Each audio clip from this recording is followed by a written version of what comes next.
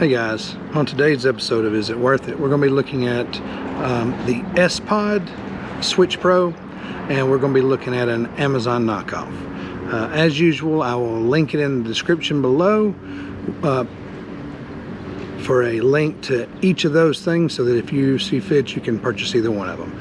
But that's where we're at, and let's just get started, okay?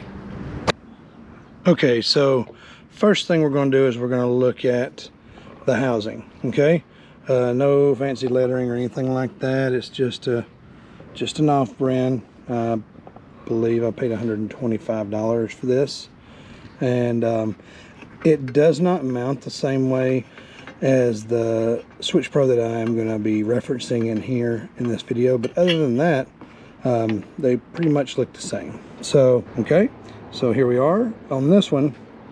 You just lift up and pull off, and here you are.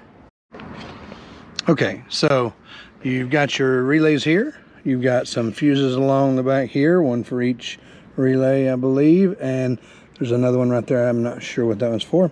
But anyway, the harness comes in right here from the inside of the cab and connects in right here, and then you've got your power wires that go out and everything, and they run along here. I've got them going along the firewall, and then they go over there, and there's a switch over there, like a kill switch, and then it goes to the battery, and then I'll show you. So it goes to the battery right here and here, and then it goes, and you see how I made a little notch right there, and I put some electrical tape around the wire so that when it came in here it wouldn't get damaged or anything like that. And then what happens is I'll pull it out and I'll show you guys.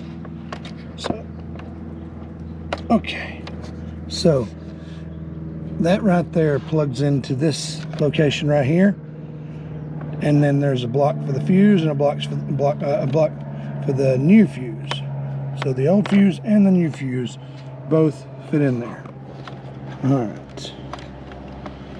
So that little notch is cut out so it doesn't cut the wires right there. So it's a real simple install. All you do is run the power wire over to here, and right now I've just got it zip tied. It's doing fine on the zip ties because it's zip tied to the harness right here, so it's not hurting anything, and I can move it around. You know, I can still kick the off switch if I want to and everything like that, and then it just hooks into the battery and hooks to the negative. All right, no big deal there.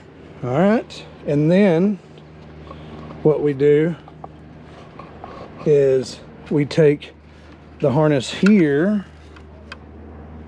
and we actually run it through the firewall, and I think, yeah, see right here there's a hole in the firewall, and not right here but down here there's a hole in the firewall, and it goes straight through into the cab, and I'll show you where it goes. Got the top off still. There it is, and there's the wire coming in to the firewall. And then, all right, so after I ran it in here, what I did was I ran it up the inside of here and then up around here. And I basically, you can take this loose if you want to, but I managed to tuck it behind and not have to pull it loose, and it did just fine. I did pull this top one off because the one up top here, because it has to come off anyway. All right, there's no way to get around taking that one off. But then after you take it off, you run the cable over here. I don't know, maybe you could have gotten around it, but no, because it just makes it easier. But then you come in here and you mount this bad boy right here. You plug in the harness and you mount this by this little bar and these two screws. And what you do is you slide it onto this, and then you tighten these screws down. It's kind of in an awkward position, but it's really easy to get good and tight.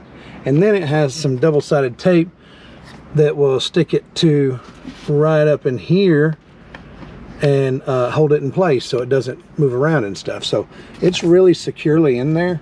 And whenever you crank it up, you know, the lights are these are backlit. I ended up buying these because it didn't come with the ones for the front and rear diff lock, so I ended up ordering these.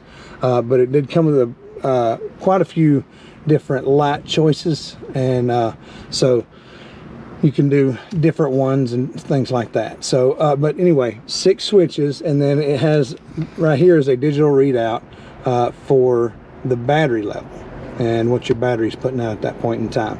So everything here was super simple to install. 2 screws right there, just kind of jam it up in there. It's easy if you have your freedom panels off. That's, in fact, you pretty much have to take them off unless you want to deal with holding them up and doing the screwing in and stuff. So best thing to do is just go ahead and take your freedom panels off and screw those in and tighten it down.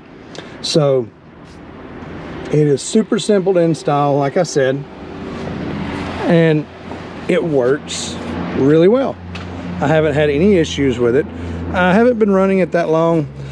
I would say I've been running it for probably about 2 months, maybe 2 months now, but so far no problems.